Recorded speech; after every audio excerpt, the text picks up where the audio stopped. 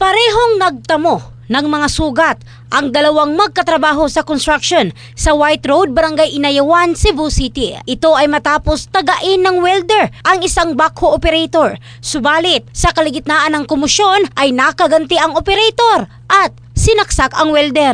Nangyari ang insidente pasado 2:00 ng madaling araw nitong Lunes. Ang backhoe operator ay kinilalang si Rolly, 30 anyos na taga Barili, Cebu, habang ang welder naman ay si Nicolas, 45 anyos na taga Camotes Island. Ang dalawa ay pawang mga stay-in workers ng isang contracting company. Sa investigasyon ng Inayawan Police Station, nag-iinuman sina Nicolas at iba pang katrabaho nito habang si Rolly ay kakagising lang at pumunta ng CR. Bigla na lang pinuntahan ni Nicolas si Rolly sa CR at tinaga sa ulo. Ngunit naharang ito ni Rolly gamit ang kanyang mga kamay, kaya't ang mga kamay nito ang nasugatan. Mabilis ring nakakuha ng kutsilyo si Rolly at sinaksak sa likod ang welder na si Nicolas. Nadatnan pa ng mga rumisbonding pulis ang kutsilyo na nakasaksak pa sa likod ng welder.